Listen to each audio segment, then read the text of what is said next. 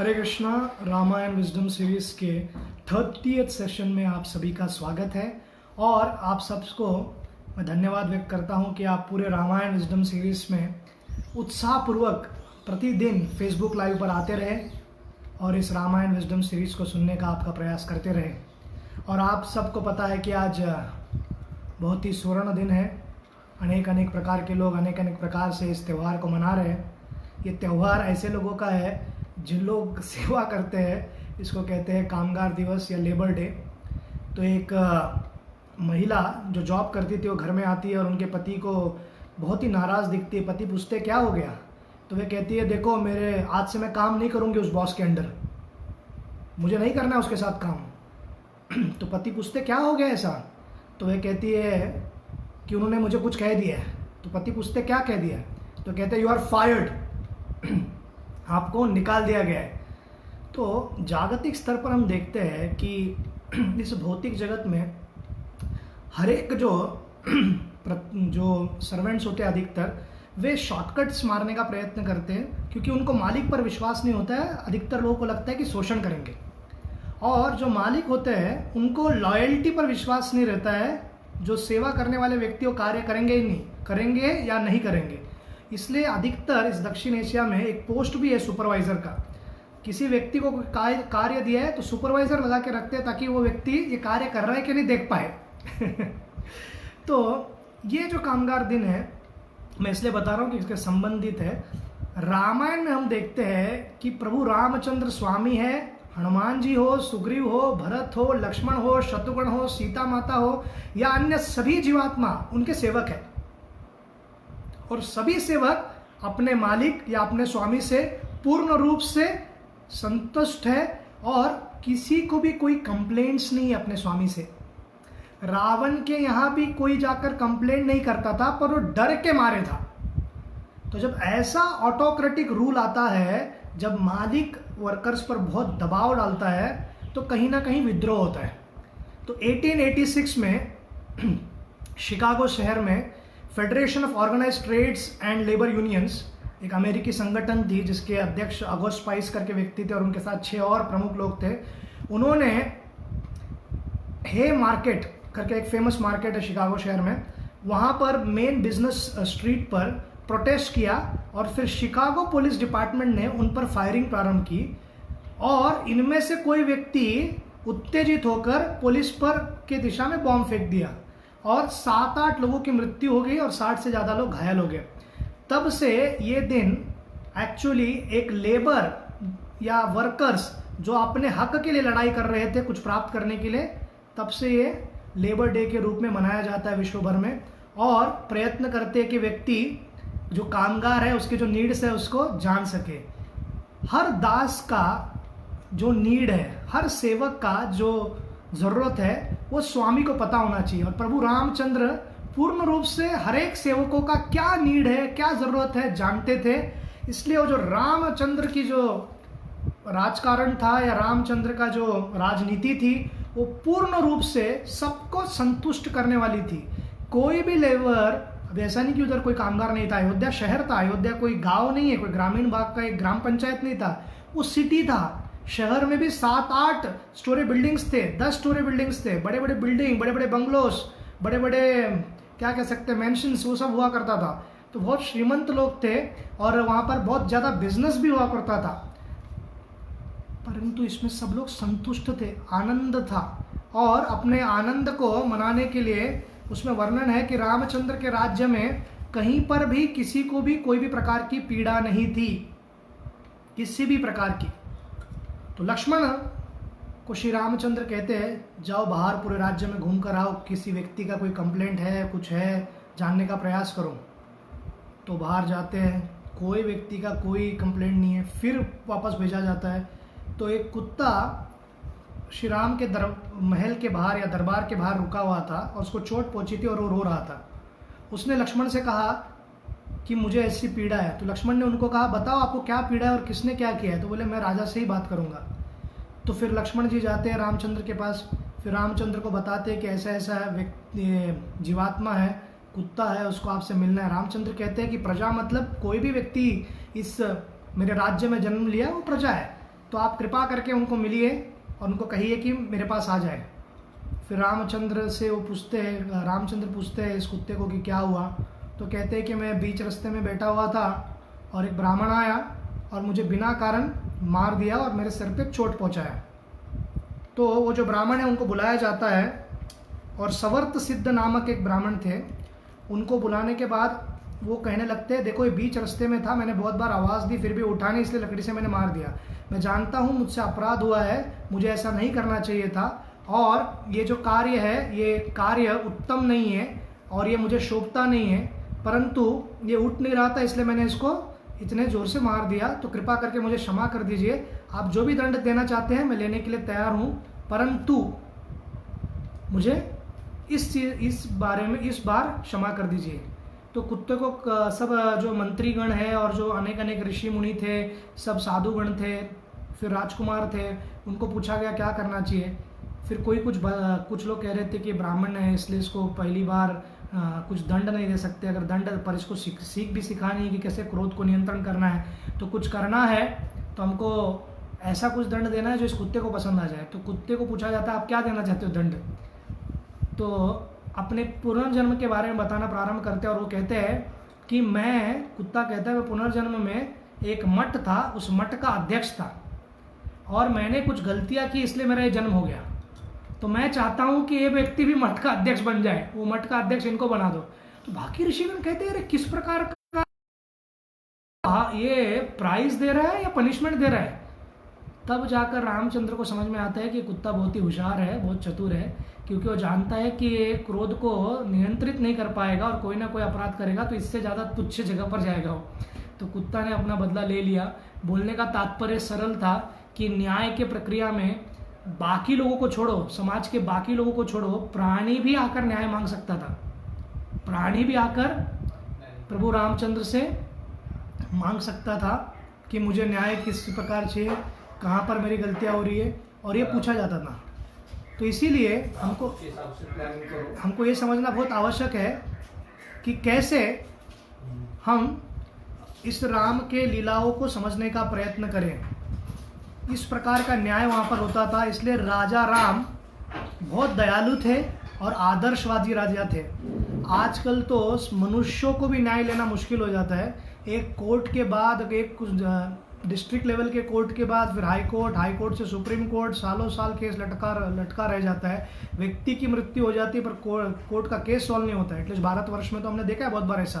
तो हमारा judicial system थोड़ा फास्ट फॉरवर्ड या फास्ट ट्रैक होने की आवश्यकता है। परंतु रामचंद्र का तो राजा का होना यही सबसे अच्छा है कि फास्ट ट्रैक कार्य होता है, तुरंत निर्णय लिया जाता है, और निर्णय भी लेते वक्त कोई बायस नहीं थे। Ramchandra crystal clear thought process से और मंत्रियों से पूछकर निर्णय लिया करते थे।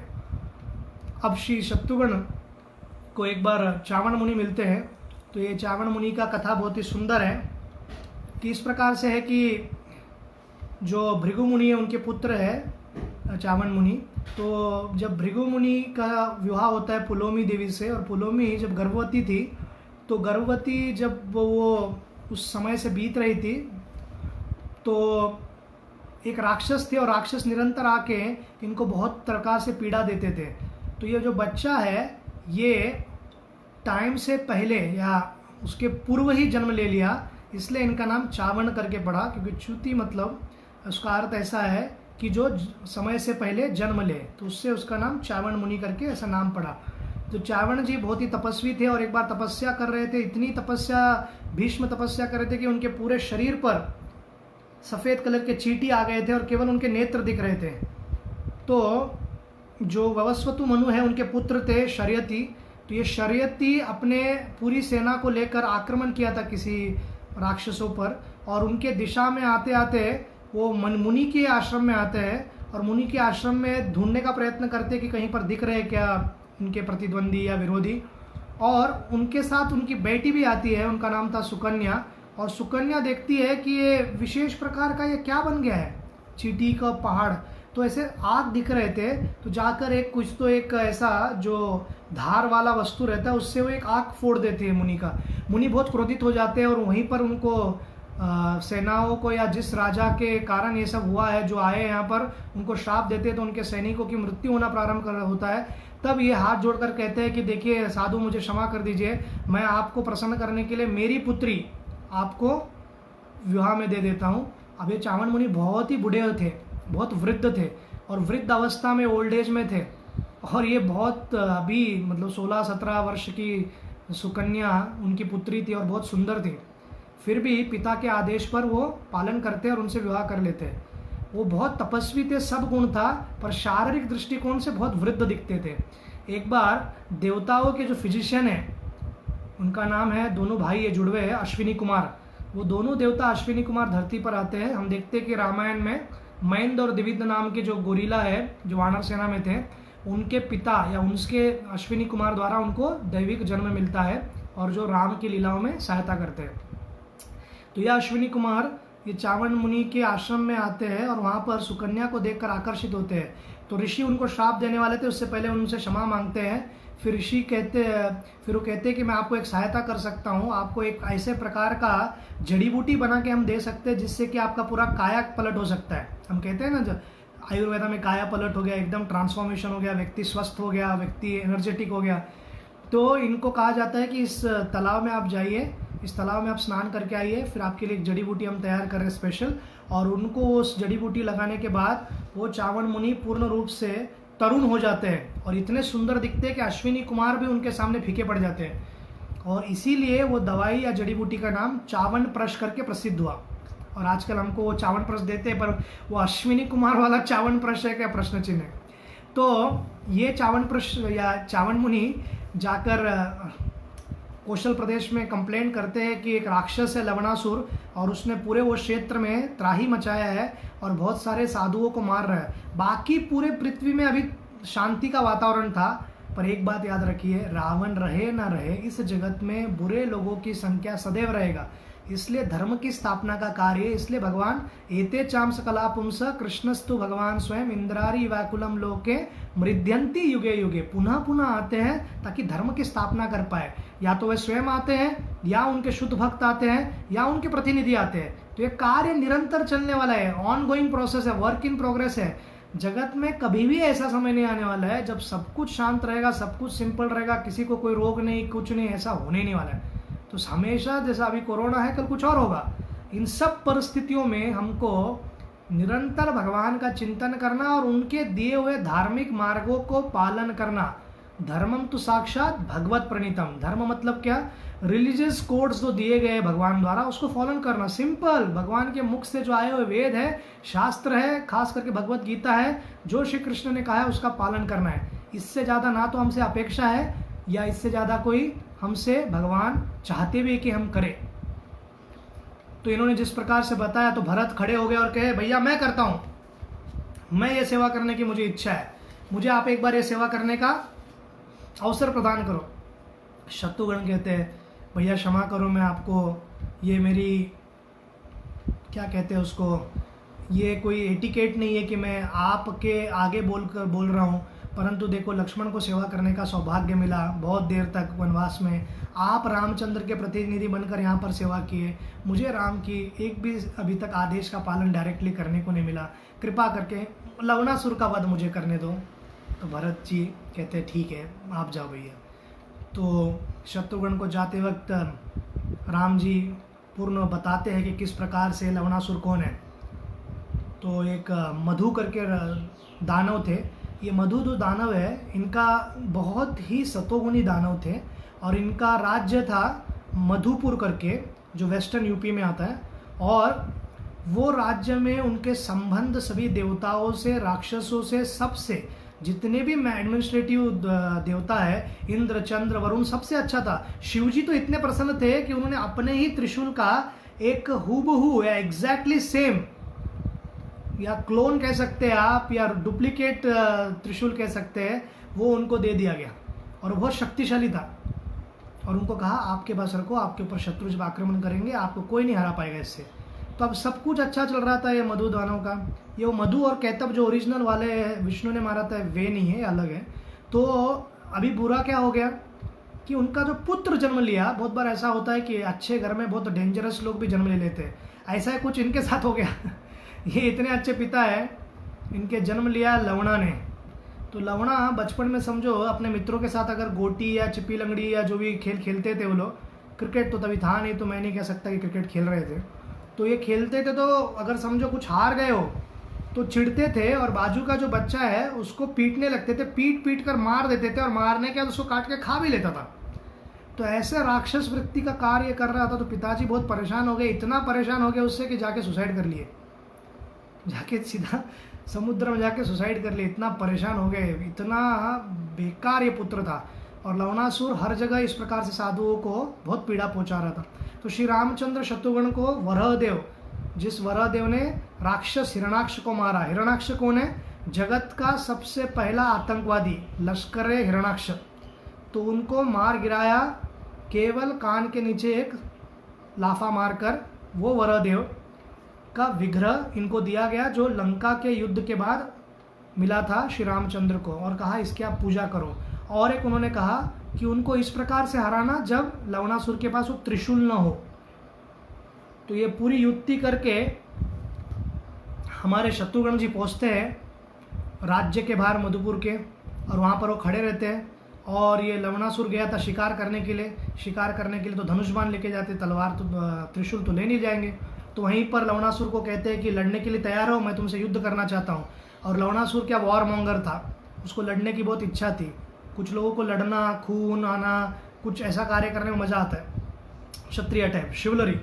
तो ये कहते हैं ठीक है, लड़ाई प्रारंभ होती है, एक दूसरे पर बहुत प्रकार के बाणों का प्रहार होता है। फाइनली शत्रुघ्न को याद आता है कि रामचंद्र जी ने उनको एक विशेष धनुष दिए थे 3, जो मधु और कैतब जो ओरिजिनल राक्षस थे, जिनको इसलिए कृष्ण का नाम मधुसूदन है, तो वो मधु और कैतब को जिस तीरों से मारा गया था विष्णु के, वो शत्रुघ्न लेते हैं और शत्रुघ्न इनको समाप्त करते हैं। तो पूरे रामायण के इसमें शत्रुघ्न, अभी जब अश्वमेध का यज्ञ होगा तभी कुछ असुर नहीं थे, कुछ और राजाओं को मारेंगे, परंतु इसके अलावा बहुत ज़्यादा हिस्ट्री नहीं उनके कोई किसी को मारने का। तो उनका नाम शत्रुघ्न क्यों लिखा गया? इतने शत्रु को मारा ही नहीं। तो शत्रुघ्न इसलिए है क्योंकि उन्होंने अंदर के जो काम, क्रोध, मोह, मत्सर, जो रियल शत्रु है हृदय के, उनको पूर्ण रूप से परास्त कर दिया था और अपने हृदय में श्री रामचंद्र के चरण को सदैव रखते थे और उनका स्मरण करते थे। ये शत्रुघ्न कुछ समय होने के बाद फिर रिटर्न आते हैं विजय प्राप्त करके, और रिटर्न आते वक्त वाल्मीकि ऋषि के आश्रम से एक ऐसे सुंदर ध्वनि को सुनते हैं जो उन्होंने कभी सुनी नहीं थी, और वो रामलीला का वर्णन था और काव्य के रूप में था, और इतनी सुंदर कविता और इतने मंत्रमुग्ध करने वाले स्वर में जब उन्होंने सुना तो आकर्षित होकर वाल्मीकि ऋषि के आश्रम में गए और वाल्मीकि ऋषि से मुनि से मिले और उनको पूछने लगे किनका आवाज़ है। तो धीरे धीरे जाते हैं, 10-12 साल के वो बच्चे दिखते हैं जिनका नाम वो वाल्मीकि जी बताते हैं कि लव और खुश है। तो हम थोड़ा सा फ्लैशबैक करते हैं, थोड़ा पीछे जाते हैं। लक्ष्मण जब वाल्मीकि ऋषि के आश्रम से समीप छोड़कर जाते हैं सीता माता अश्रु बहाते हुए नीचे बैठ जाती है, और थोड़े समय के बाद वाल्मीकि ऋषि के जो शिष्य है वो उनको देखते हैं और वाल्मीकि ऋषि को बताते हैं। वाल्मीकि ऋषि स्वयं व्यक्तिगत जाते हैं और सीता माता को कहते हैं कि ये श्री रामचंद्र की ये लीला है, मैं अपने अंतर ध्यान से जान चुका हूँ, कृपा करके आप उनके प्रति कोई दुर्भावना मत रखना, वो पूर्ण पुरुषोत्तम भगवान है, आप मेरे आश्रम में आ जाइए और आप ये चिंता मत करिए कि यहाँ पे सब पुरुष है तो मैं कैसे रहूँगी, यहाँ पर बहुत सारे वृद्ध साध्वी है, उन साध्वी के साथ आप रहिए, उनकी सेवा कीजिए और आनंद में आप जीवन व्यतीत कीजिए। तो वहीं पर रहते वक्त सीता माता गर्भवती थी और सही समय आने पर, प्रसूति का सही समय आने पर, वह मध्य रात्रि के समय 2 सुंदर पुत्रों को जन्म देती है। और जैसे ही बच्चों का आवाज़ आता है, वाल्मीकि ऋषि कहते हैं कि कुशा घास जो है ले आओ, बहुत शुद्ध माना जाता है, और साधु लोगों को कुशा के ग्रास पर या उसका बना हुआ एक चटाई पर बैठकर तपस्या करना चाहिए, ध्यान करना चाहिए, ऐसा कहा जाता है। अष्टांग मार्ग के योगियों को भी यही बताया जाता है कि कुशा के इसके ऊपर बैठकर कार्य करना चाहिए। तो उस कुशा के घास को लेकर जो ऊपरी भाग था उससे जिस व्यक्ति को घसा गया उनका नाम पड़ा कुश, और दूसरे संतान को निचली घास के निचले भाग से जब उनको पोंछा गया उनका नाम पड़ा गया लव, लव माने नीचे। तो कुश और लव इस प्रकार से नाम उनका रखा गया वाल्मीकि द्वारा। और उनके आश्रम में सर प्रकार के शिक्षा लेते गए वाल्मीकि ऋषि द्वारा। वो धनुर्विद्या हो, शास्त्र विद्या हो, वो अन्य सभी प्रकार की विद्याओं को प्राप्त करके, शास्त्रों का अध्ययन प्राप्त करके वाल्मीकि ऋषि द्वारा निर्मित रामायण का, अभी वाल्मीकि ऋषि रामायण कब बनाते हैं? जब रामचंद्र इस धरती पर है, सेम टाइम पे और रचते हैं। तो आप कहेंगे कि पूरा खत्म नहीं हुआ, तो उनको कैसे पता चला उत्तराखंड में क्या होने वाला है? ये कैसे पता चलता है? क्योंकि आगे क्या होने वाला है, साधुगण अपने दिव्य नेत्रों से, अपने आध्यात्मिक बल से जान सकते हैं। और ये 24,000 श्लोक एक बार बताते हैं और एक ही बार में सब कंठस्थ कर लेते लवकुश, क्योंकि वो श्रुतिधर थे। पहले के लोग श्रुतिधर थे, सुना अंदर गया। हमारा क्या है, सुबह शाम रट्टा मार के भी हमको एक श्लोक याद करने में परेशानी हो जाती है, परंतु यहाँ पर श्रुतिधर ये जो लोग हैं सब कंठस्थ करके ये सुंदर गा रहे थे। शत्रुघ्न आकर्षित हुए और शत्रुघ्न ने कहा कि मैं चाहूंगा कि आप हमारे राज्य में एक बार आए और एक कहे। अभी तक इनको पता ही नहीं था कि ये इनके ही भतीजे हैं या सीता माता के ही पुत्र है, क्योंकि सीता माता उस वहाँ पर नहीं थी, तो शत्रुघ्न को दिखता नहीं है। तो शत्रुघ्न उनका वो सुनते हैं, वाल्मीकि ऋषि जी का आशीर्वाद लेते हैं और कहते हैं कि देखिए अश्वमेध यज्ञ करने वाले हैं साधु जी, आप आइए। तो अश्वमेध यज्ञ का बहुत ही सुंदर वर्णन इस प्रकार से है कि जो राजा है वे चाहते हैं रामचंद्र के अश्वमेध का यज्ञ हो, तो एक धरती को चुना जाता है। उस धरती के यहाँ पर यज्ञ करने के लिए आपको एक नया जगह चुनना होता है शुद्ध, और फिर बैलगाड़ी को लेकर उसके पीछे वो प्लाव को लगाकर, फिर सीत को लगाकर, फिर ज़मीन को बोया जाता है। और वो कार्य करते वक्त वो एक जगह चुनकर वहाँ पर कुंड बनाकर, यज्ञ का कुंड बनाकर उसमें अग्नि प्रज्वलित करके यज्ञ प्रारंभ होता है। फिर एक घोड़ा, एक सुंदर अश्व को चुना गया उनके तबेले से और उनको छोड़ दिया गया। तो उनके साथ जो इनके पुत्र हैं, भरत महाराज के पुत्र है पुलक्ष, तक्ष और पुलक्ष उनके दो पुत्र थे। तो भरत महाराज का पुत्र पुलक्ष, हनुमान जी और शत्रुघ्न और अंगद, ये सब घोड़े के साथ आगे आगे जाना लगते हैं। और ये ऐसा नियम है कि अश्वमेध घोड़ा कोई व्यक्ति रोकता है तो उससे युद्ध लड़ना है और उसको हराकर ये घोड़ा आगे बढ़ेगा। राजसूय करने वाले थे, पर राजसूय यज्ञ का मतलब ये रहता है कि सबको हराओ, पहले हराना पड़ता है। तो फिर सब लोग कहते हैं कि रामचंद्र ये करने की आवश्यकता है, सब मित्र है हमारे, तो अश्वमेध यज्ञ पर आते हैं। क्योंकि अश्वमेध यज्ञ, ये सब यज्ञ करने से जन कल्याण होता है। ये यज्ञ करने का उद्देश्य क्या है? यहाँ पर किसी को प्रूव नहीं करना है कि हम कितने महान हैं, हम कितने, देखो 100 यज्ञ कर दिए, 50 यज्ञ कर दिए। तो जहाँ पर हम प्रूव करने का प्रयत्न करते हैं कि मैं कितना धार्मिक हूँ, तो उसका मैसेज ही चला गया। हमको इम्प्रूव करने का प्रयत्न करना चाहिए, सुधार करने का, आध्यात्मिक जीवन सुधार करने के लिए, किसी को बताने के लिए नहीं, किसी को दिखाने के लिए नहीं कि मैं कितना महान हूँ, कितना तपस्वी हूँ, इतना यज्ञ किया। समस्या क्या हो जाता है, जब रिचुअल से स्पिरिट निकल जाता है या कोई कार्य से स्पिरिट निकल जाता है, वो केवल रिचुअल रह जाता है। और जब स्पिरिट आ जाता है रिचुअल में, वो स्पिरिचुअल होता है। तो बहुत लोग रिलीजियस रह सकते हैं पर सभी लोग स्पिरिचुअल है ऐसा नहीं है। व्यक्ति धार्मिक हो सकता है परंतु आध्यात्मिक है जरूरी नहीं है।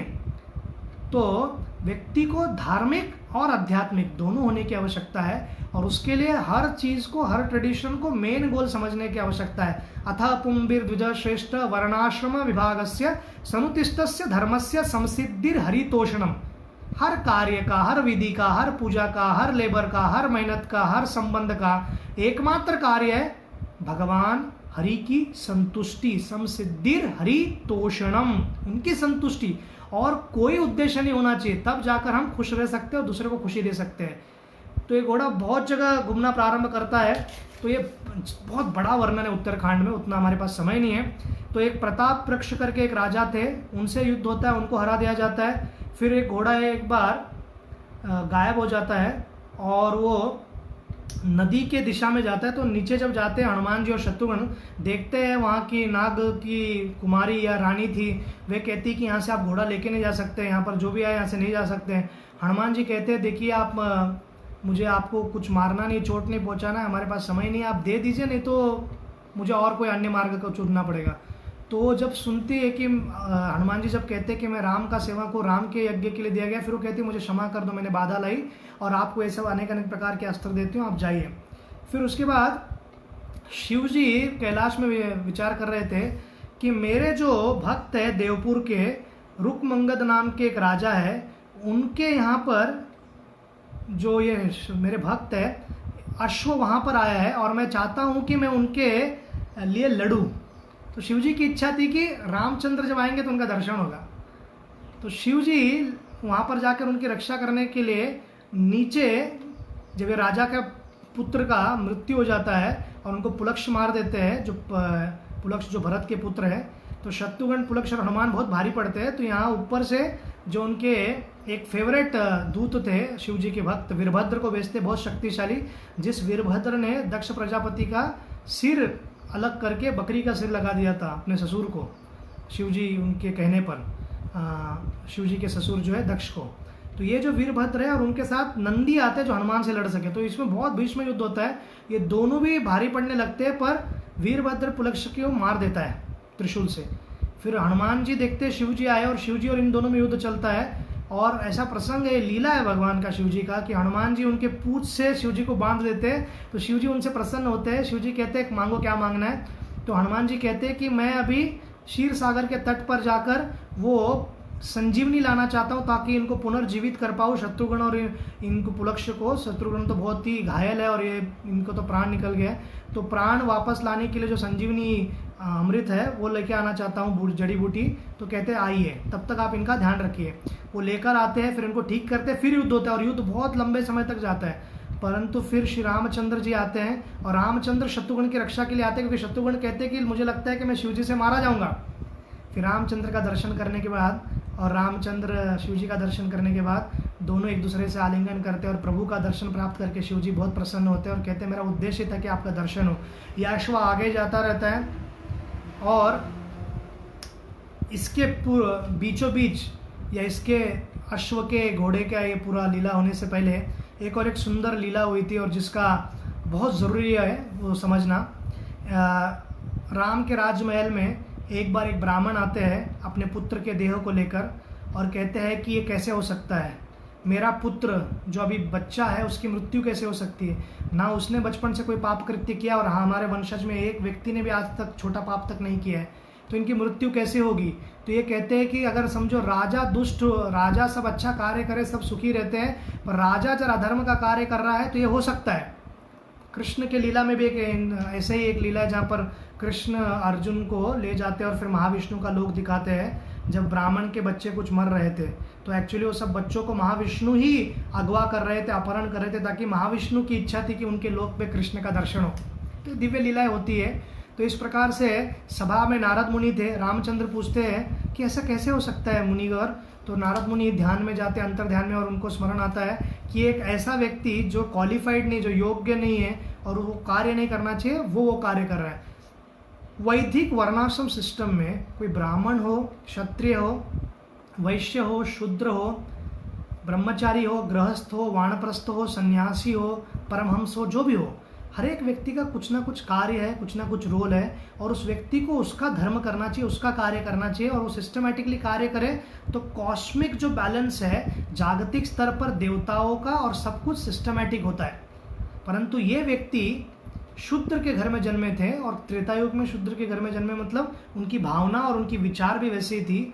तो उनको स्मरण आता है कि ये जो व्यक्ति है शुंभक नाम के, तो ये शुंभक नाम के व्यक्ति बहुत तपस्या कर रहे हैं और इसके कारण इस बच्चे का मृत्यु हो गया, क्योंकि देवतागण खुश नहीं है ये कार्य से।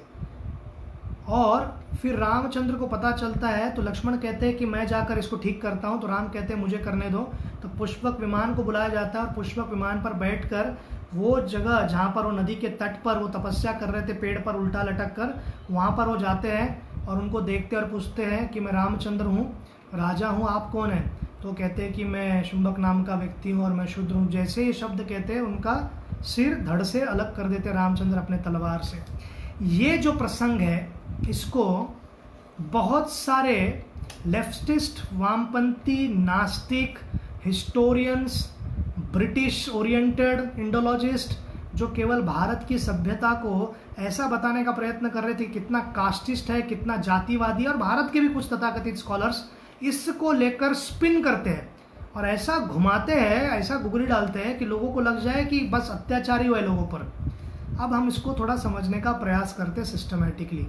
हमने इवेंट्स का ट्रैक तो देख लिया, अब रामचंद्र का देखते हैं कि उन्होंने कार्य क्यों किया। हर व्यक्ति को वैदिक सिस्टम में फर्स्ट डिजर्व देन डिजायर है।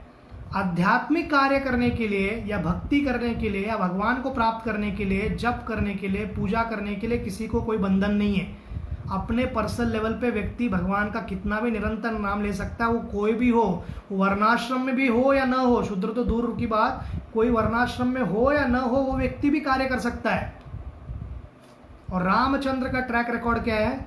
गुहा, जो कि निषाद आदिवासी समाज के राजा थे, जो वर्णाश्रम में भी नहीं आते हैं, ऐसे व्यक्ति को अपना पांचवा भाई या हम चौथा भाई और हम 5 भाई ये कहते हैं, और उनको आलिंगन करते हैं, उनको प्रेम देते, केवट को प्रेम देते। फिर आदिवासी स्त्री शबरी के मुंह से झूठा किया हुआ फल या बोर वो खाती है।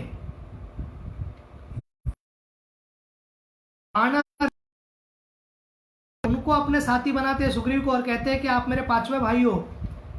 भाई के बाती प्रेम देते हैं। इतना ही नहीं तो दुष्ट राक्षस कुल के विभीषण को प्रेम देते हैं। तो अगर समझो रामचंद्र इन सबको प्रेम करते हैं, तो इनके साथ जातिवाद कैसे कर सकते हैं? तब हमको एक सिस्टम को समझने की आवश्यकता है। अब जब कोरोना हो गया विश्व में, तो लोग समझने का प्रयत्न कर रहे हैं कि ह्यूमन ही सब कुछ नहीं है, मनुष्य ही सब कुछ नहीं है, कुछ और भी जीवात्मा है, कॉस्मिक में बैलेंस की आवश्यकता है। जागतिक स्तर पर हमको देखना है कि प्रकृति को हम खराब नहीं करें। बहुत लोग सोच रहे हैं, जब से लॉकडाउन है भारत में, गंगा शुद्ध हो गई है, यमुना शुद्ध बह रही है, पक्षियां शहरों में आ रही है, रास्ते पर अन्य प्राणी खुशी से घूम रहे हैं। एक एनवायरमेंटलिस्ट कहते हैं this earth would be the most beautiful place on the earth, on the the whole creation, if one species wiped out. तो कौन सा पता है आपको? पूरे जगत में शांति होगा, सुंदर होगा, केवल एक योनि इस जगत में न रहे, तो वो है मनुष्य। मनुष्य योनि बहुत कंट्रीब्यूट भी, तो हम पहुंचा है धरती को, इतना एक्सप्लॉइट किए, इतना एक्सप्लॉइट किए, तो उसके रिजल्ट सब रिटर्न आ रहे हैं। प्रकृति को हम तो रिएक्शंस आना ही था। तो बहुत सारे एनवायरमेंटलिस्ट मूवमेंट हुआ, शाखा मूवमेंट हुआ, और अन्य सजावट के लिए, हमारा तथाकथित मेकअप के लिए या हमारे स्टाइल्स के लिए उपयोग करने की आवश्यकता होना चाहिए। इसलिए बहुत बड़ी करते वही नहीं, बहुत सारे वेगन मूवमेंट्स है, हजारों कार्य चल रहे हैं। जगत क्या है, साधारणता ऐसी है। तो इस प्रकार से वहां पर लोगों को अभी इतनी अवेयरनेस है, रहने का प्रयत्न कर रहे हैं, अच्छे से पेड़ लगा रहे हैं सब जगह, ये करो वो करो। क्यों कर रहे हैं? क्योंकि हम बैलेंस चाहते हैं। तो उसी प्रकार से हमारा संबंध है इन देवताओं से, इंद्र चंद्र वरुण, इनकी संतुष्टि होती है, और जब इनकी संतुष्टि होती है तो प्रचुर मात्रा में आशीर्वाद मिलता है। जब यज्ञ ही बंद हो जाएगा, जब सिस्टम धर्म का पालन नहीं होगा, तो उल्टा होगा। तो ये जो शंभुक नाम का ये व्यक्ति था, ये की इच्छा को जानने की आवश्यकता है। उनका कार्य क्या था? वे कोई आध्यात्मिक कार्य नहीं कर रहे थे। और तपस्या करो तो सतोगुण, ऐसा नहीं है। भगवत गीता में कृष्ण कहते हैं कि तपस्या भी 3 स्तर पर करते हैं। क्या रावण नहीं किया? तो क्या सतोगुण का कार्य था क्या उसका तपस्या? क्या भगवान को प्राप्त करने के लिए तपस्या करते थे राक्षस लोग? केवल जी की बेटी ऐसा दुष्ट राक्षस, शिव जी का तपस्या किया रावण ने, और फिर पार्वती को देखकर आकर्षित हो गया। इतना दुष्ट। तो तपस्या, हार्डवर्क, मेहनत ही सब कुछ नहीं है। सबसे इंपॉर्टेंट चीज है वैदिक सिस्टम में, व्हाट इज योर मोटिवेशन? आपका उद्देश्य क्या है? आपका प्रेरणा क्या है? क्यों कर रहे हो आप? तो प्रेरणा डिफाइन करता है कि रिजल्ट क्या आएगा। आप अध्यात्म केवल नाम, यश, ख्याति प्राप्त करने के लिए कर रहे हैं तो वो मिलेगा। अगर आपको धर्म का कार्य आप केवल धन कमाने के लिए, पत्नी अच्छे हो, बच्चे अच्छे हो, भौतिक चीज दिए, तो कर्मकांड के मार्ग से वो मिल जाएगा। तो आपका उद्देश्य क्या? तो इनका उद्देश्य क्या था पता है? ये बनना चाहते थे देवताओं के राजा इंद्र, ताकि सुंदर अप्सरा जो सची, जो पत्नी है इंद्र की, उनको भोग सके। तो इतने बुरे वृत्ति के साथ ये कार्य करते, इसलिए देवता लोग परेशान थे। और जैसे ही इनको मार दिया गया, उसी क्षण ये ब्राह्मण का पुत्र जीवित हो गया। तो मुझे बताइए, कॉन्टेक्स्ट अलग है, और इसको स्पिन देना नहीं चाहिए कि कोई व्यक्ति जातिगत रूप से किसी पर अत्याचार कर रहा है। कोई भी इंसिडेंट हो, अभी कल से हम और एक महान एपिक का स्वागत करेंगे या प्रारंभ करेंगे उसका कथा करने के लिए, महाभारत। तो उसमें भी बहुत सारे ऐसे हैं, उसमें तो क्योंकि कलयुग के बहुत पास है महाभारत, तो और ग्लानि होती है धर्म की, तो और रिलेट कर सकते हैं हम रामायण से भी। तो ये जो शंभुक जो है, इनको 3 लेवल पर आचार्यगण, पुष्टि मार्ग के आचार्य और दक्षिण भारत के वैष्णव आचार्य और कुछ अलवर्स लोग एक्सप्लेन करने का प्रयत्न करते हैं कि इस प्रकार है कि इससे सबका कल्याण हुआ। जो ब्राह्मण का पुत्र था उसे प्राण मिल गया, देवताओं को शांति मिल गई, इसके लिए प्रजा को शांति मिल गई पूरे जगत में। तीसरा, भगवान गया व्यक्ति तो इसको भी मिला। तो ये इसका हाईएस्ट पोजीशन पर करने के कारण इनको निर्विशेष तक की मृत्यु मिली, उनके हाथों से हो गया। तो आचार्यगण ये बताते हैं कि उन पे कृपालु थे, दया को दिखाया उन्होंने और धर्म की स्थापना। आप में गुण है, आप कर्म कर सकते हो, उसके ऊपर नहीं। गुण है क्या? It is not only about competence, it is about character. आपका क्षमता चेक नहीं होता वैदिक कल्चर में, आपका चरित्र क्या है, आप क्या चाहते हो। तो आप गलत इच्छाएं रखकर अगर कार्य करोगे तो इस प्रकार रोका जाएगा। आज के कॉन्टेक्स्ट में चलो मैं पूछता हूं, भारत के पंत प्रधान है नरेंद्र मोदी और महाराष्ट्र के मुख्यमंत्री है अभी तो श्रीमान उद्धव ठाकरे। तो अगर समझो महाराष्ट्र में किसी व्यक्ति का, आज महाराष्ट्र दिन भी है, तो आज किसी व्यक्ति उद्धव ठाकरे को बोल सकते हैं क्या, मैंने कभी पाप नहीं किया, मैंने कुछ बुरा नहीं किया, तो मेरा बच्चे का अकाल मृत्यु हो गया तो तुमने कुछ गड़बड़ किया होगा। जब राजा कुछ गलत करता है तो प्रजा को भोगना पड़ता है, तो उद्धव ठाकरे बोलेंगे हाँ मेरे कारण हो गया, हाँ मैं ही इसका ये हूँ। मुख्यमंत्री बोलेंगे कभी ऐसा? तो कॉन्टेक्स्ट समझिए, उस वक्त के राजाओं का भावना समझिए, फिर आपको ये समझ में आएगा कि एक्ट बराबर है कि नहीं। एक्ट बिल्कुल गलत नहीं है। उस व्यक्ति शंभुक के दृष्टिकोण से भी देखो, उस ब्राह्मण के पुत्र मिल गया उनके दृष्टिकोण से भी क्यों ना देखो, देवताओं के स्तर पर और राम के स्तर पर तो हमने पूरा चेक किया कि उनके मन में कोई कास्टिस्ट बिहेवियर नहीं है। ये नारद मुनि ब्राह्मण करके उनमें मन में कोई ऐसा नहीं है कि इनको मारना है क्योंकि ये शूद्र है। शूद्र क्या, किसी को भी भक्ति करना अलाउड है। शबरी को अलाउड था, गुहा को अलाउड था, सुग्रीव को अलाउड था, वानर थे, विभीषण को अलाउड था भक्ति करना, तो इनको क्यों नहीं था? केवल जहां पर मटीरियल पावर्स गेन करना है, फॉरगेट अबाउट उधर का, उसको भूल जाए। के डेट में नॉर्थ कोरिया, ईरान चाहते हैं कि न्यूक्लियर प्रोलिफरेशन करे या न्यूक्लियर शक्ति को प्राप्त करे और न्यूक्लियर रिएक्टर्स करके न्यूक्लियर बॉम्ब बनाने की उनकी इच्छा है। जैसे फ्रांस हो, जैसे अमेरिका हो, रशिया हो, चीन हो, पाकिस्तान हो, भारत है, इनके पास है, वो भी चाहती है। पर यूएस करने दे रहा है कि यूरोप करने देता है, कोई एशियन कंट्रीज करने देता है? क्यों? क्योंकि ये जो 6-7 कंट्रियों के बीच है, ये पूरे धरती को तबाह करने के लिए इनफ है। कोई और बनाएगा, और खास करके कुछ रेडिकल इस्लामिक कंट्रीज ने अगर बना दिया, जैसे कि ये शिया रेडिकल इस्लामिक कंट्री है ईरान या अन्य कोई देश, तो क्या हालत हो जाएगा दुनिया का। तो इसलिए सैंक्शंस आते हैं उन पर, इसलिए ट्रेड सैंक्शंस आते हैं। तो आज के डेट में भी आजकल क्या है, केवल राइट्स की बात करते हैं, रिस्पॉन्सिबिलिटी का कोई नहीं सोचता है। राइट्स है आपको सब करने का, परंतु इन देशों को इसलिए नहीं क्योंकि इन पर विश्वास नहीं, वो लोग करेंगे क्या।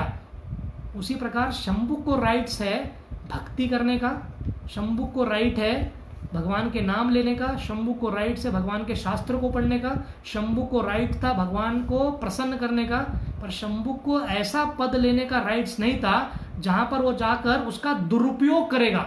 उनका इंटेंशन ये नहीं था कि देवताओं के लोक में जाकर मैनेजमेंट अच्छे से करना है, अगर ऐसा होता तो भी फिर भी चलता था, परंतु वो जाकर इंद्र की पत्नी के प्रति कामुक थे। तो इसलिए राम जी उनका संहार करते हैं। अब ये अश्वमेध यज्ञ का जो घोड़ा है, अश्व है, वो आगे बढ़ते हुए लवकुश के यहाँ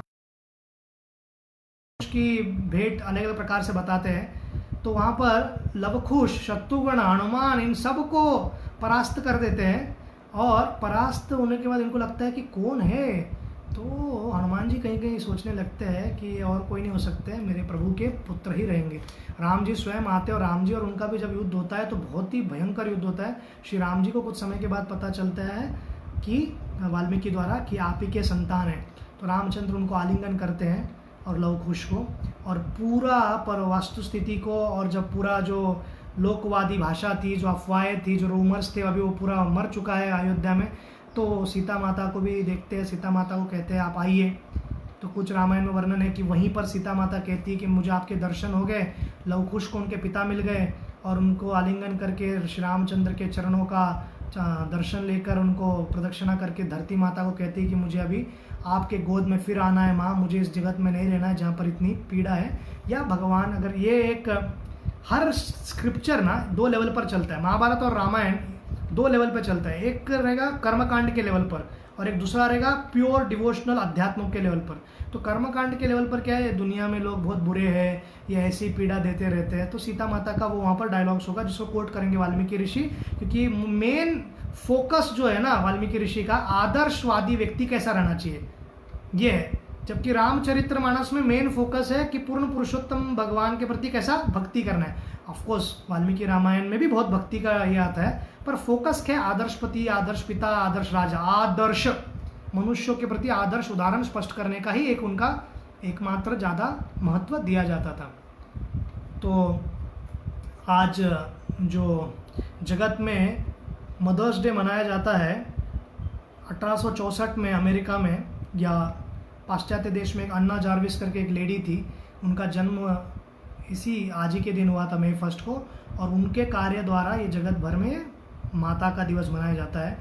अगर किसी को माता का दिवस मनाना ही है, मदर्स डे मनाना ही है, मातृ दिवस, तो मुझे लगता है कल का दिन बहुत ही अच्छा रहेगा, क्योंकि सीता नवमी या माता सीता से बढ़कर कोई माँ नहीं है।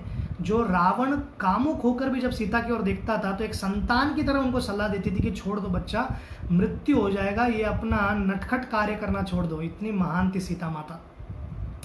तो सीता माता का ये मदर्स डे एकदम परफेक्ट बैठता है। वो धरती में समा गई, फिर रामचंद्र को बहुत दुख हुआ, वेदना हुआ और विलाप करने लगे। वो धरती माता को अपने नेत्रों से देखने लगे, लाल हो गए थे नेत्र, अगर तुमने सीता को वापस नहीं किया तो भस्म कर दूंगा पूरे ब्रह्मांड को। ब्रह्मा जी आते और उनको याद दिलाते हैं कि देखिए आप पूर्ण पुरुषोत्तम भगवान हैं, आपकी दिव्य लीला का समापन का समय आ गया है, तो आप कृपा करके ऐसा कुछ और मत सोचिए। सीता माता अपने यहाँ पूरे लीलाओं को समाप्त कर कर गई है।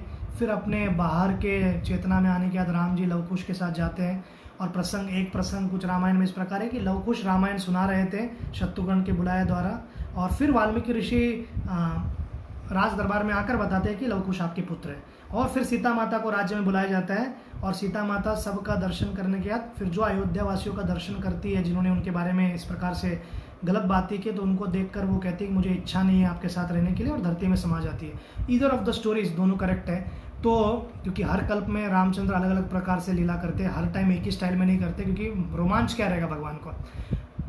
अब लव कुश राज्य करना प्रारंभ करते हैं, तो आगे का जो प्रसंग, तो एक एक दो दो खास करके हमारे लक्ष्मण जी के साथ अन्य, एक बार यमराज मिलने आते हैं और यमराज जी कहते हैं कि रामचंद्र मैं आपसे मिलने आता हूँ। एक्चुअली उनको बताना चाह रहे थे कि अब भौम लीला समाप्त करना है, और यम कहते हैं कि मुझे बहुत सीक्रेट में बात करना है, तो किसी और व्यक्ति को आने मत दो, तो आपका बहुत ही कॉन्फिडेंशियल व्यक्ति जो है उसको खड़ा करो एज अ गार्ड। तो उनको ऐसा जब कहा जाता है तो खड़ा किया जाता है किनको, लक्ष्मण जी को।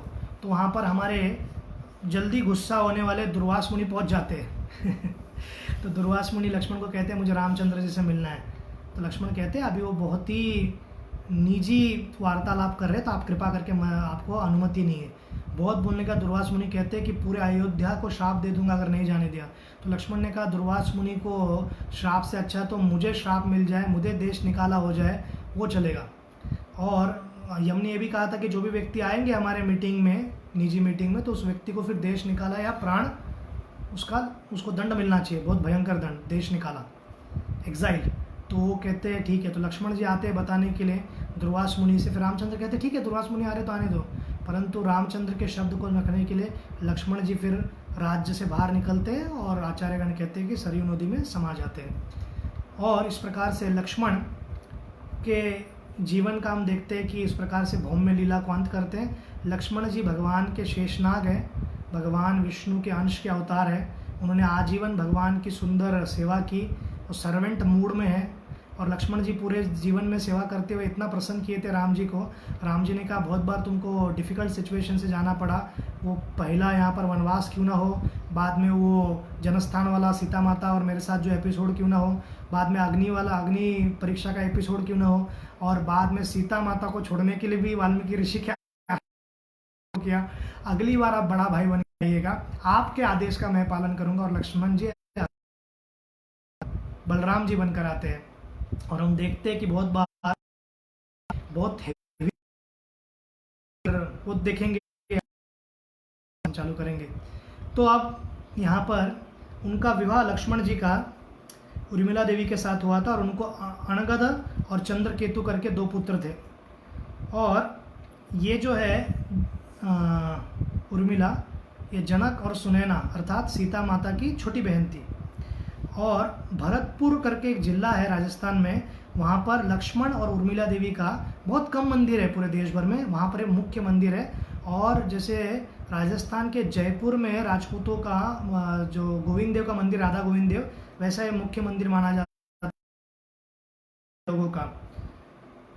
इस प्रकार एक गुर्जर प्रतिहर करके एक समाज है जो कि क्षत्रिय लोग थे, वो मानते हैं कि लक्ष्मण के वो वंशज है, क्योंकि प्रतिहर मतलब लीला में हमने देखा दुर्वास मुनि वाला लीला जहाँ पर उनको देश निकाला कहा जाता है, वो गार्ड की तरह खड़े थे। तो ये समाज के लोगों को टाइटल मिल गया गुर्जर प्रतिहर। तो ये लक्ष्मण के वंशज है, वो अपने आप को मानते हैं।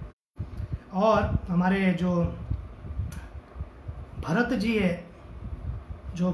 है वो उनका विवाह होता है मांडवी के साथ, जो कुशध्वज और चंद्रभागा की पुत्री थी। और इनको तक्ष और पुलक्ष करके 2 पुत्र जन्म लेते हैं। और भरत महाराज, अभी हम बताएंगे कि रामलीला में कैसे उनका अंत होता है एक क्षण में। और हमारे शत्रुघ्न भैया, तो शत्रुघ्न के जो पत्नी थी उनका नाम था श्रुतकीर्ति, जो छोटी बहन थी मांडवी की और कुशध्वज और चंद्रभागा की पत्नी। और इनको संतान जन्म लेते हैं, 2 दिव्य संतान। इनका नाम रहता है श्रुत या शत्रुगति और सुभाऊ। लवणासुर का वध करते वो तो हमने सुना ही। इन शत्रुघ्न का बहुत सुंदर मंदिर है, एक है पयमल करके जगह है त्रिशूर में, केरला में। एक दूसरा मंदिर है जो मुनि की रेती करके है, वो है ऋषिकेश में, उत्तराखंड राज्य में। और एक जगह पर सुंदर मंदिर है वो जो कंसतिला है मथुरा में। तो ये 3 मुख्य मंदिर है, एक कंसतिला मथुरा में, और फिर एक मुनि की रेती करके ऋषिकेश उत्तराखंड में, और पयरमल करके त्रिशूर जिला में। तो ये शत्रुघ्न के मुख्य मंदिर देश भर में कहाँ पर है वो आपको मैंने बता दिए। अब इस प्रकार से इन सब मुख्य मंदिरों का और इन सब का, और जैसे हमारे लक्ष्मण जी है उनके बारे में बताया, भरत जी के बारे में बताया। तो रामचंद्र के पुत्र है लव और कुश। रामचंद्र देश का विभाजन इस प्रकार वो देते हैं, और श्रवस्ती और कुश को राज्य करने के लिए ये दोनों युग उत्तर प्रदेश में। उत्तर प्रदेश एक प्रकार से बहुत दिव्य स्थान है, सभी लीलाएं भगवान के अधिकतर वहीं हुए हैं। तो इसलिए इस प्रकार से उत्तर प्रदेश उत्तम प्रदेश है या सर्वोत्तम प्रदेश है। हालांकि इसको अधिकतर लोगों ने उतना सिंसियरली लिया नहीं लिया वो बात की बात है, परंतु ये है, पूरा भारतवर्ष दिव्य है। पर क्योंकि राम कृष्ण उनके वंशज, पर कुछ लोगों का ये भी कहना है कि लव बाद में जाकर राज्य करते हैं, जो स्थान लव जो था वो राजधानी हुआ करता था लव का। और कसूर करके एक शहर है, वहाँ पर भी कुश राज्य करते थे, वो पाकिस्तान के पंजाब में है अभी। और जो शाही किला है लाहौर में, शाही किला जो लाहौर में है, वो किला में लव या लोह नाम से वो विग्रह है लव का, सुंदर मंदिर है, वहाँ पर पूजा पाठ किया जाता है। तो हम देखते हैं कि किस प्रकार से श्री रामचंद्र को जब पता चलता है कि भौम लीला का समापन करना है, तो भरत को शत्रुघ्न को कहकर वो सरयू नदी के दिशा में जाते हैं। और इससे थोड़ा पूर्व उनकी 3 माताएं जो है कौशल्या, सुमित्रा और कैकेयी और अन्य माताएं, अन्य रानी, उन सब का देहांत हो जाता है और श्री रामचंद्र सरयू नदी में अब समा जाते हैं। तो बेसिकली अपने साकेत धाम के लिए लौट जाते हैं। कुछ आचार्यगण कहते हैं कि साकेत धाम से वैकुंठ विमान आता है और वो वैकुंठ विमान में वापस अपने धाम को जाते हैं। तो इस प्रकार से श्री रामचंद्र धरती पर इतने सुंदर ऐसी मधुरता ला सकते हैं एक स्वामी और एक दास का संबंध क्यों ना हो, वो कैसे सुंदर हो सकता है। एक पति पत्नी का, एक देवर और भाभी का, एक पुत्र और माता का, एक पुत्र और पिता का, दो भाइयों का, मित्रों का, इवन शत्रुओं के स्तर पर भी मृत्यु होने के बाद राम का उपदेश देना विभीषण को कि देह चला गया है तो अब कोई शत्रुता नहीं, इनके देह को अंतिम संस्कार करो रावण के लिए, विभीषण को कहना। और तो लव कुश का सुंदर लीलाएं, और इस प्रकार से हम देखते हैं कि कैसे इस रामायण में, और इस रामायण ने इतनी प्रेरणा दी समाज में। उत्तर पूर्व या दक्षिण पूर्व एशिया के सभी जो देश है, जो कंबोडिया हुआ, म्यांमार हुआ, लाओस हुआ, थाईलैंड हुआ, मलेशिया हुआ, इंडोनेशिया हुआ, खास करके बाली, भारतवर्ष, इन सब में राम ने इतनी प्रेरणाएं दी है, इन प्रेरणाओं का इतना ऊंचा स्तर रहा है, और इन सब से हमको सीख मिलती है किस प्रकार से कि हम कैसे प्रेरणा ले सकते हैं श्री रामायण से। और उन श्री वाल्मीकि जी का जो रामायण और 24,000 श्लोकों का है ग्रंथ है, जो एक चौथाई भाग है, जो इसके बाद हम ग्रंथ लेने वाले हैं, इससे 4 गुना ज़्यादा है, वो है महाभारत, 1,10,000 श्लोकों का। और उसमें हम पूरा क्या कहते हैं, ये डिटेल में या हर चैप्टर वाइज नहीं जाएंगे, हर चरित्र का हम क्या सीख ले सकते हैं उसका प्रयास करेंगे, जो कल से प्रारंभ होगा। तो दक्षिण भारत में 12वीं शताब्दी में कंब रामायण लिखा गया है, जो तमिल में है, उसे कंब रामायण राम अवतारम रखा है। तो कंब करके एक साधु थे। तेलुगु में मेरे पास यहाँ पर सूची है, जो गण बुद्ध रेड्डी करके है, जिन्होंने 13वीं शताब्दी में लिखा है तेलुगु भाषा में। 14वीं शताब्दी में आसमे में लिखा गया है सप्तकंड रामायण। 15वीं शताब्दी में कृतिवास ओजास ने कीर्तिवासी रामायण बंगाली में लिखा है, जिसे श्री राम पंचली भी कहा जाता है। 15वीं शताब्दी में शरणदास वाल्मीकि और बलराम दास जी द्वारा जगमोहन रामायण लिखा गया है उड़िया भाषा में। और 16वीं शताब्दी में संत एकनाथ महाराज ने लिखा है भावार्थ रामायण। और फिर तमिल में जो तुमच्चुत्तुई यजुत अध्यात्म रामायण, तो ये मलयालम थोड़ा टफ है, टंग ट्विस्टर है, ये लिखा गया है। और तमिल में उसके पहले, ये सब कमेंट्रीज लिखने से पहले भी 5,000 वर्ष पूर्व जितने भी अलवर थे, नम अलवर हो, बड़े बड़े अलवर जो भगवान के महान भक्त थे, अलवर माने लवर्स ऑफ गॉड। तो हमारे सुदामा प्रभु कहते हैं one who loves Allah is called Alwar. Allah means not exactly in Islamic tradition, one who loves God is called Alwar. तो बेसिकली इन सब लोगों ने भी राम के बारे में बताया था। हम देखते हैं कि कैसे राम ने भारत की सभ्यता, वो कोई भी स्तर पे क्यों ना हो, उसको पूरा प्रभावित किया। पूरे दक्षिण पूर्व एशिया में हर एक देशों में उनका नृत्य हो, कला हो, खान पान हो, सभ्यता, उसको प्रभावित किया। तो श्री रामचंद्र के रामलीला इतना रूप मनोहर है, हम सबको इतने दिनों तक तल्लीन रहने को सिखलाया। आप सबके कोई भी प्रश्न हो इसके संदर्भ में, तो आप मुझे पर्सनली कर सकते हो, और अधिकतर लोग, या आप फेसबुक पर मैसेजेस कर सकते हो। इसके बाद मैं हर एक के प्रश्न का उत्तर दूंगा। हम अभी रामायण के जो कुछ ऐसे तथाकथित कंट्रोवर्शियल पार्ट्स हैं जिनके उत्तर लोगों को चाहिए, उस पर भी हम शॉर्ट वीडियोस तुरंत ही कुछ समय में बनाने वाले हैं। वो हिंदी, इंग्लिश, मराठी सभी भाषाओं में होगा, तो सबको वो भी मिलेगा। और कल से समय के बारे में हम आपको बताएंगे, परंतु महाभारत का विजडम सीरीज होगा, जिसमें हम एक एक चरित्र को लेंगे, और जो चरित्र महाराष्ट्र में लोगों को बहुत पसंद आता है, और जैसे दुर्योधन क्लियर कट काला डांबर की जैसा क्लियर दिखने वाला व्यक्ति है, और युधिष्ठिर दूध की तरह सफ़ेद है, पर दोनों के बीच भी बहुत ट्रूथ है, और कलयुग में अधिकतर लोग वही फैक्टर है, उसे कहते हैं ग्रे फैक्टर। तो सन ऑफ सन, सूर्य के पुत्र कर्ण के बारे में हम कल चर्चा करेंगे, और जानने का प्रयत्न करेंगे कि क्या वो ट्रैजिक हीरो थे, क्या उनके साथ नीति ने धोखा किया, क्या अन्य देवताओं ने धोखा किया, क्या बेचारे को कभी महत्व दिया नहीं, या जैसे लेफ्टिस्ट लोग ट्विस्ट करते हैं इसको, वामपंथी दलों के या वामपंथी साहित्यकार, तो ये भी एक जातिवाद था। तो इसके ऊपर हम जानने का प्रयास करेंगे। कल मिलेंगे यही समय पर। श्री रामचंद्र भगवान की जय, श्रील प्रभुपाद की जय। हरे कृष्णा।